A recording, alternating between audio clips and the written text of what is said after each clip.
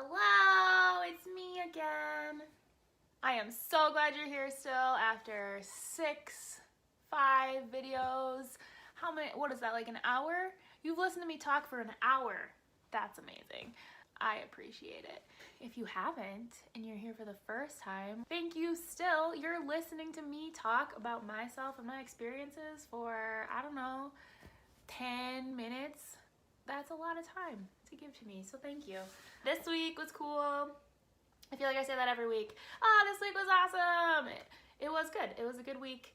Every week that goes by, I feel like I'm getting the hang of school a little bit better, and my cooperating teacher has been really awesome and like letting me take over like certain aspects of the classroom, like even little things here and there. So that's been really cool, like letting me lead them in the hallway by myself, and she had me like lead like a morning meeting, and I did like a math lesson. So she's been really awesome about that, which has been really cool for me. It kind of gives me a challenge like in the moment, because it's not like we're talking, hey, you know, in 2 weeks I'm going to let you do a meeting. It's in the moment. She's like, do you want to try it? And I'm like, yeah, a little nervous, but yes, I want to.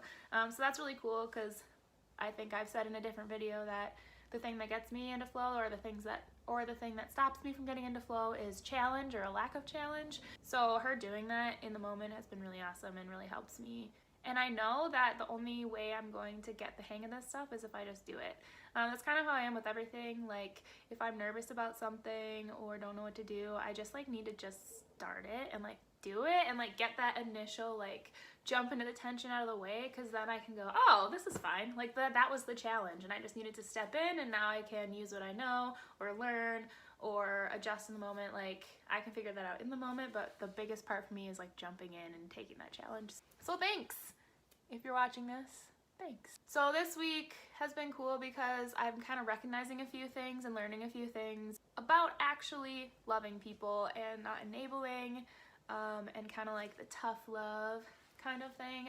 So last week I talked about how at the end of the week Dan was kind of not doing what he needed to do, and I talked to him about stepping into hard things, and he just like wasn't doing what he needed to do. And so at the beginning of this week I really wanted to use some of the stuff I learned last weekend to try to like help him, and so I did that. I went into school on Monday, and during math, when he didn't want to do it again, I talked to him about, you have a choice. You have 15 minutes to do math, and you can either get it done in the first 5 minutes, have some time to have some fun, or you can complain for 10 minutes, then still have to do the math, and then it just sucks the whole time.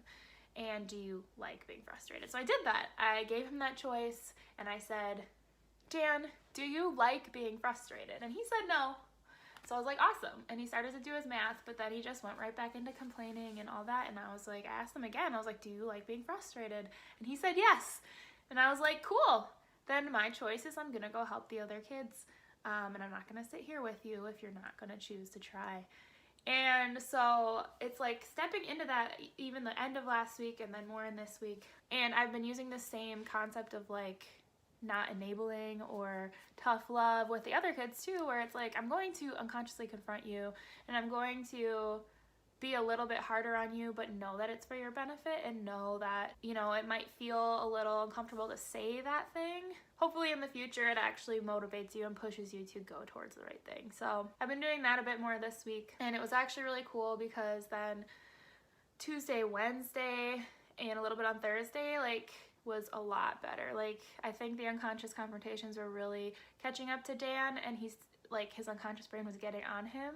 And so Tuesday, Wednesday, like, he was awesome. Like, he still complained a little bit, but he would like still do it, and he was like starting to have a little bit better emotion towards the things we were doing, which is really cool. And one thing I noticed this week too, so he's compassion perceiver. I'm exhorter compassion. Something I do naturally is mirror people's emotions, like on my face, and I feel what they're feeling. And so what I would do just naturally with all the kids is like, if they're feeling something, I validate that, I feel it, I show it on my face, and I mirror it back to them, and I'm like, yes, like, oh, totally, like, that does suck, or, oh yeah, that's so cool, or, oh, that is confusing, I wonder what we could do about that, or whatever. Like, I just kind of naturally do that. And so Dan would be sharing with me, you know, he doesn't want to do stuff. He really doesn't like what he's doing. He's sad, he's frustrated, he's upset. And I naturally go, oh yeah, I get that. And like my face is showing him what he's feeling and I'm mirroring that back. But sometimes I noticed it seemed to make him feel worse. Even though we got through what we were doing and we finished the assignment, or he did what he had to do, and we got to talk about his feelings and he would open up to me, I noticed that he seemed to be in like a little bit more pain when I would be like that. So on Tuesday, when I was helping him with his math, I wasn't conscious of what I was doing, but how I was responding to him was still recognizing his emotions. I was like, I get that, I see that.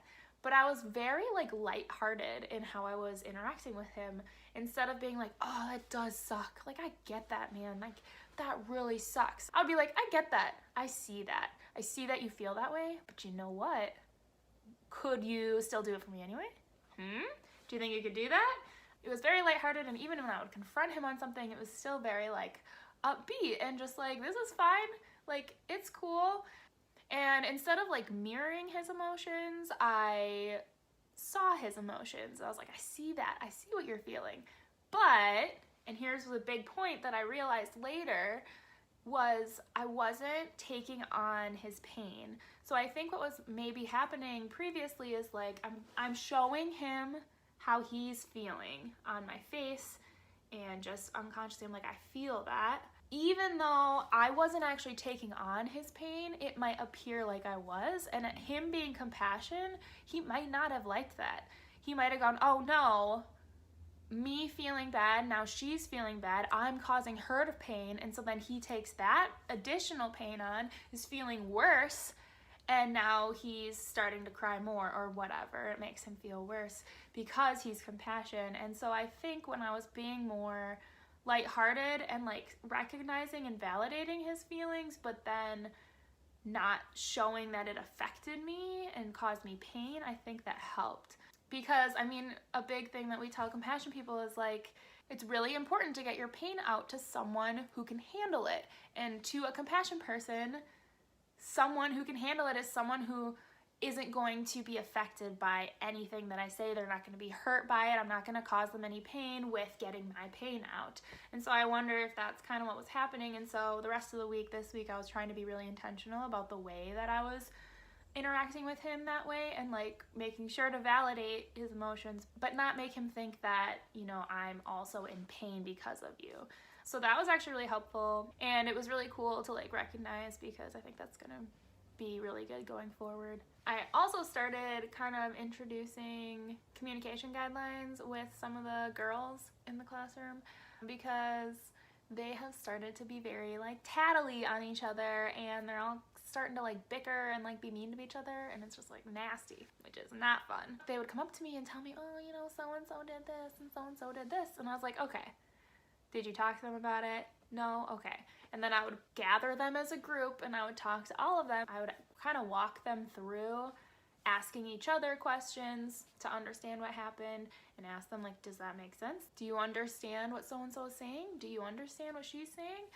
And then I shared it myself. I was like, I have noticed in my life when I talk to people by asking questions, sharing on myself, so those I statements on myself, and answering questions, then my interactions with people are so much better. When I don't ask questions and assume things, or I don't share on myself, I make statements on other people and say, you feel this way, or you did this, or I don't answer other people's questions, things go bad. So then I asked them, so do you think the next time that this happens, you could try to use those things?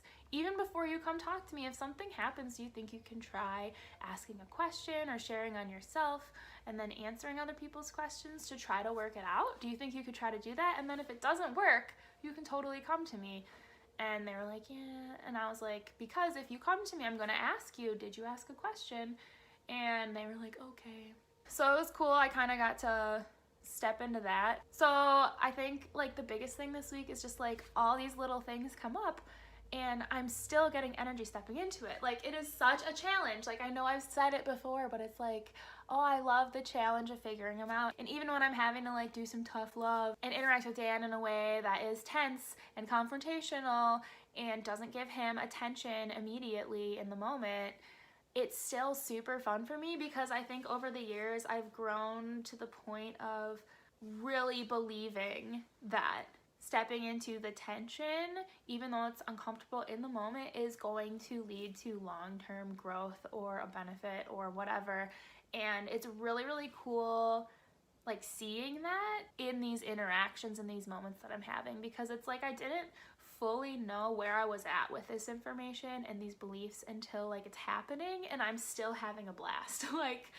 like Dan doesn't do his work and I have to confront him on it, and I have to take away my attention and affirmation. And even though I love talking to him and I want to keep talking to him, I know that this is for his long-term benefit and it's going to get better if I do it the right way. And so it's fun and I get energy from doing it, even though in the past, if I would have done the same thing, I would have felt terrible. And I would be able to logically say, I know this is for their long-term benefit, but I would feel bad about it. Now I'm like, legitimately, this is fun.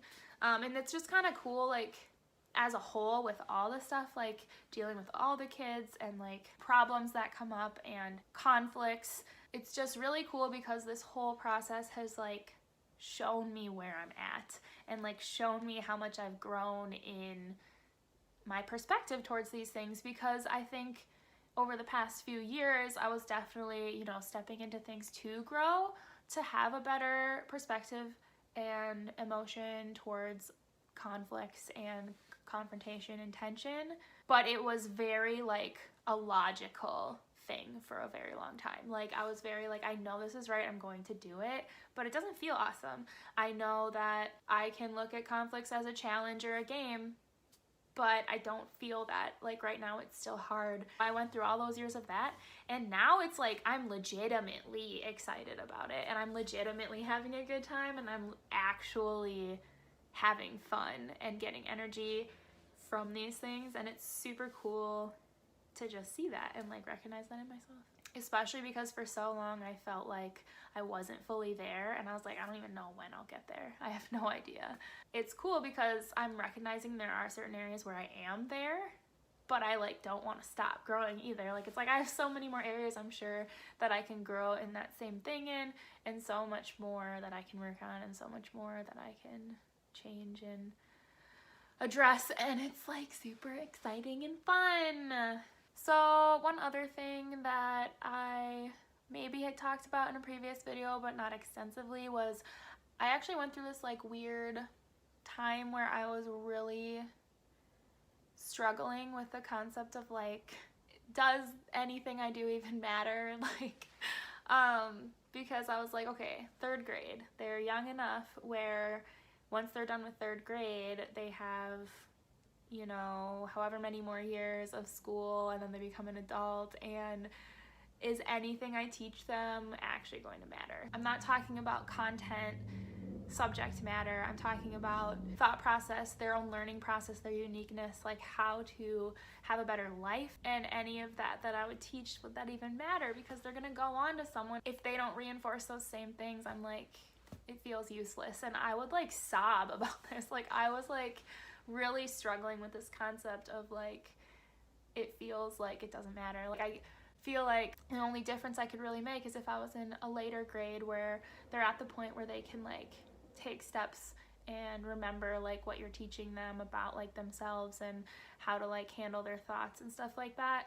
And it felt like, because I want to teach elementary, like unless I could like grow up with them and teach them like every single year, like I was really struggling with the concept of like they're just gonna not remember anything. And it was really cool. I talked to a bunch of people about it, and I am really embracing the perspective now. It's like, no, like if I can like help them even with one thing in their life that they carry on for the rest of their life, like that in and of itself is a value, and I impacted them in some way. Whether that's rehearsing away a trigger, making a friend, learning who they are, even one aspect of who they are, like learning their learning process, learning how to step into tension, learning communication guidelines, whatever, that thing can last. That thing they can take with them, and maybe they're using that same thing when they are in high school.